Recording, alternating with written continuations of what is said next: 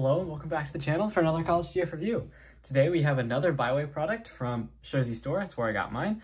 Check out the link in the description below to get yours. This is BAIWEI TW-1028 Spock, aka their version of Dark of the Moon Shockwave. And this is a really epic figure. I unfortunately never got around to get the original Studio Series figure, and I'm not about to track that down and spend a ridiculous amount of money to get it. And thankfully BAIWEI has released it and it's been upscaled a little bit. They changed up some of the molding and this is a fantastic figure. It's got a little bit of die cast here and there, pretty solid quality. Not amazing, but definitely not bad at all for what you're getting for 25 bucks. This guy is insane. He's also a large figure too, so really awesome release. Fantastic paint applications. I mean, covered in this metallic purple and silver highlights, dry brushed all throughout. He looks amazing. But before I continue to talk about the figure, let's get into, really gush over the figure.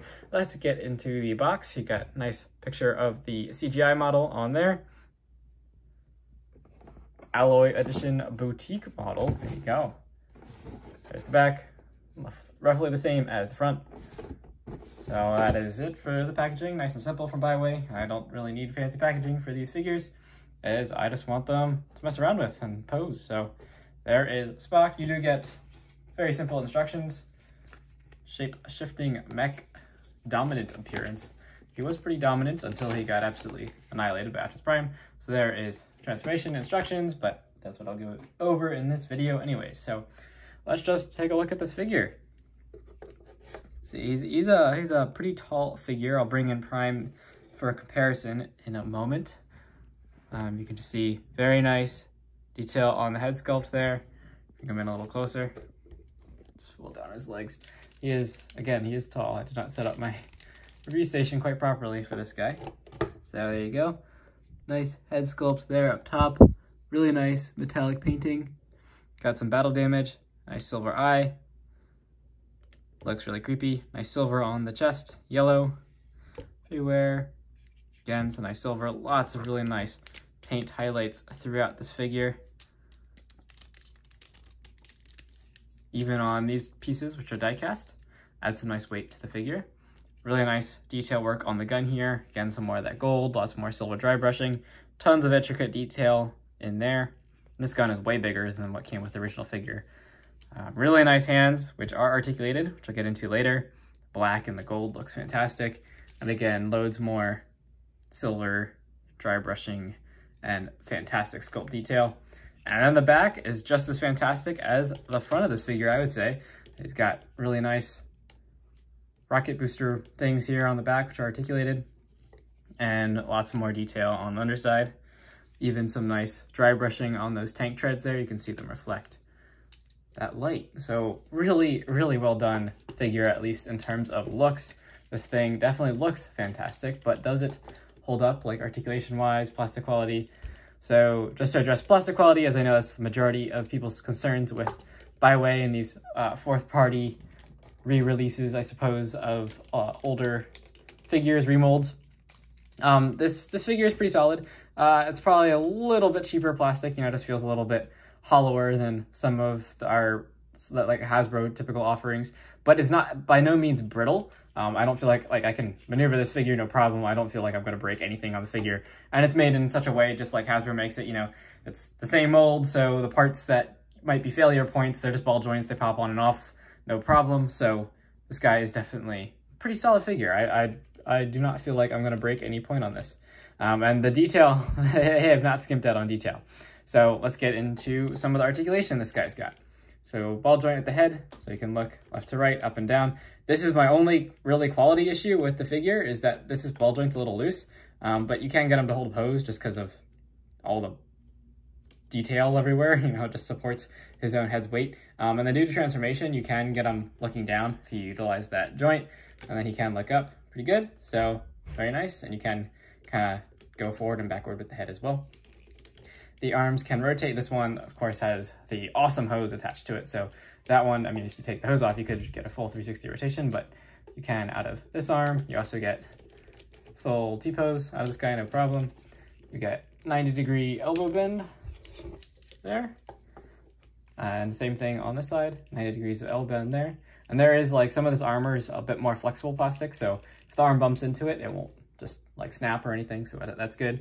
Then the wrist on this side, let me remove, this is a separate piece. This is his blade, really cool. Nice, again, nice weathering. So you can just pull that off, and that does attach in two places, which I'll show in a minute. But so the hand does move in and out. It does also turn the full 360.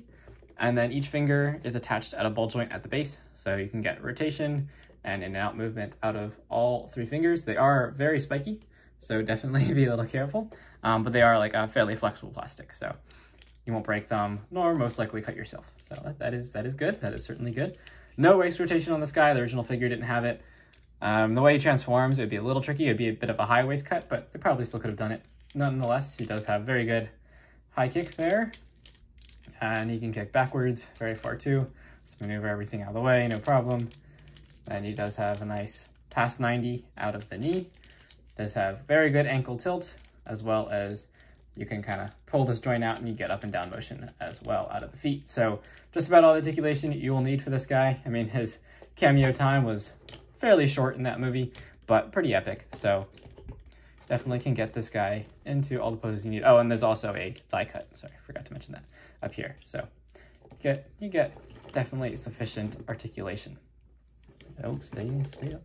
He's got, you know, just like all the BAIWEI figures, definitely has his fair share of, it's kind of kibble. It's more like decorative kibble. I'm not really sure what to call it, but definitely gives him a cool look. So then for his arm blade, you do have two 5mm ports on him, one here and one on the back. The one on the back, I believe, is movie accurate, but the way the hand is sculpted and everything, if you still want more movement, I would recommend attaching it on top, which looks just as cool. So there are your options. It looks fantastic. This gun is really a fantastic part of this figure. I think they did a fantastic job enlarging the sculpt. And another cool thing about the gun is there actually is a thumb in there that can move. So there you go. His hand's buried in there somewhere, transformed into a gun, but his thumb does still move. So if you have any posing, you know, maybe he points to someone with his thumb, but nonetheless, very cool figure.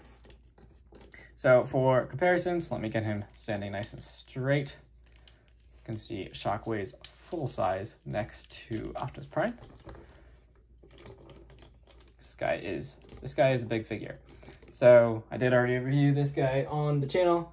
This is BAIWEI's remold of the Studio Series Optimus Prime, which in my opinion, this is the best version of the SS32 mold we've ever gotten. It's got a few minor little updates and everything, but check out that review for more details on this guy. Really nice figure.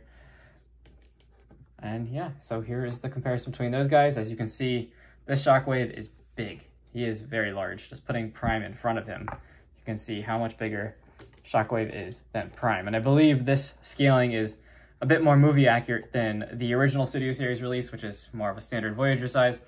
This is, I think, much more accurate. And if it's not, I think this is the way it should be scaled regardless. You know, Shockwave should be this big, imposing Decepticon, big brute. And I think this definitely, this looks awesome. It'll make for great displays and just to mess around with both figures. So very, very cool. So now into transformation. This guy is pretty straightforward, as you know, he never actually transformed in the movie. So Hasbro originally, when they made this figure, just had their own creative license to give it whatever kind of alt mode. And so it's just a interesting looking tank. I think my favorite Shockwave alt mode is definitely from Transformers Prime. I think that one's really cool, other than G1, of course. But one other articulation point I did forget to mention is these thrusters. They do angle up and down, and so does the bottom one. They look really cool in robot mode. I don't really know what you do if you like launch himself like this in robot mode, but in tank mode, they definitely seem a bit more fitting, sort of, kind of. But to start, you want to detach this hose from the bottom, and there are two ports you can use for the hose. You could use this one or this one in either mode. I don't think it really matters, so it's up to you. But so just attach that for now. I have tried to transform him with the hose installed. I would not recommend it. It's just not worth the effort. So then straighten out his arms, take off his arm blade. Also helps to just kind of collapse the hand and fingers down a little bit, and then put them into a T-pose. Makes the next set of steps easier. Next, just go ahead and detach the arms from the body. They're just tabbed in on the peg on each side. So same thing on this side. pull it all out. I will say some, typical with BAIWEI, some of the transformation joints are a little bit floppy, but they're all pinned on, they're all strong, so I don't really have a problem with it, and this guy isn't that many steps, so it all works out. Then you want to take his head and pull it forward on that base piece, and then stick it up, and it should just sit something like this. Kind of, he looks forward through his tank, he can see his way, so just kind of place something along those lines. Then come down to the legs, pull them down, like that. Make sure this is straight. The joints at the tops of the legs are all straight. And then also make sure the knee joint is straight and that die cast piece is collapsed down. Then come to the feet. You want to pull out this heel piece and straighten the foot. Rotate that heel piece all the way around and just fold it down for now. Keep it out of the way. Same thing on this side. So you want to rotate out this heel piece, flip down the toe, straighten it all out, and just leave that like that for now. Then you get these big tabs here, which go into these slots on the inside of the leg, right there, each side. So you just want to rotate around at that hip joint and tab in, like so. Do the same thing on the other side. Rotate around at that hip joint and tab in. So make sure those feet are straight. And then for these little, what were the heel spurs, those just kind of rest next to his face and kind of conceal it like so. Just kind of shift all this back a little bit. There we go. Something like that. It just kind of rests there. So it doesn't really tab in, at least that's what I found. Just trying to get a configuration that, you like the best. So something like that. Then for the top section here, there is a little circular port that goes into his butt like that. Then you do the arms. So there is a slot on the underside of both arms, just in different spots. And there are actually two asymmetric tabs here. One, this side's taller and offset a little bit for the cannon, and this one is for his standard arm. So you just want to bring the base of the arm in at the shoulder, and then bend down also at the shoulder, and tab that in, like so. So it should look something like that. And the hand just kind of rests there. So do whatever you want with the hand. Then pull this down and straighten it out. And same thing, but different tab connection. That just tabs in like so. Almost final piece. You do get two tabs here on the back of this piece, which go into what were the shoulders, top of the shoulders there. Just ports right in. Sometimes just give it a little more force. Good enough. And then for final bit is you want to weave this hose through his legs, pull it up, and this little piece on back that it connects to back here, that just bends. It's on a hinge, so works pretty well. And then you can plug it into either port. Doesn't matter particular which one you use. Just plug it in like that. Make sure everything's still sitting a little flush, take some force in some areas to get everything sitting where you want. So there we go. Front looks good. It looks like largely lines up. So, it was already a crude alt mode from the start of this mold, and BAIWEI's just upscaled it. So still a crude alt mode, but looks kind of cool. You got the thrusters there on the back, maybe angle them up. That. And you get the massive cannon on the front, doesn't pivot or anything, just turn his whole tank self. Just the camera here. There you go. Better view of him. He collapses down to a very flat vehicle, so there you go. Looks pretty cool though, and you can take his weapon. Again, you can use either port. I actually like to use side one for tank mode, like that. Just adds in some more junk. Makes him look like a beast. And there he is, peering through the front there. It's always been kind of a part of the Shockwave non-gun. Tanks pretty much gun, but not handheld weapon alt mode, as you just see his face appearing out somewhere, which I think is actually a pretty cool look.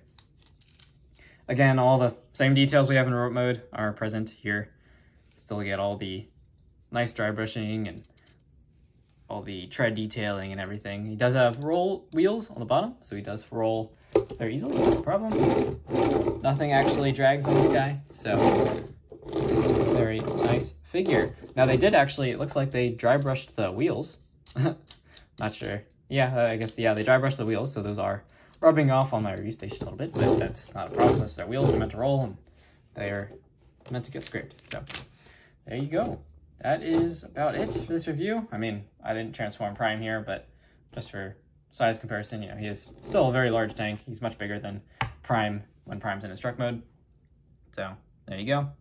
But we never really see him in this mode, so didn't think really need a comparison for just kind of extra mode, I guess, in the case. I mean, he's a transformer, so he has to transform into something. And it's a weird looking tank.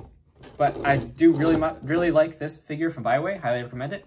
Definitely check out the link in the description to get yours from Josie's store. Again, this guy's only 25 bucks, which is cheaper than the cost of every single Voyager that Hasbro releases nowadays, right? It's $10 cheaper. It's the same price as a deluxe figure, and you get probably 4 times the amount of paint apps that you get on a Hasbro deluxe figure, and also like twice the size. So definitely check it out if you like the BAIWEI films, and I'll have some more BAIWEI reviews coming soon, as well as some other fourth-party reviews, and I'll see you in the next video. Thanks for watching.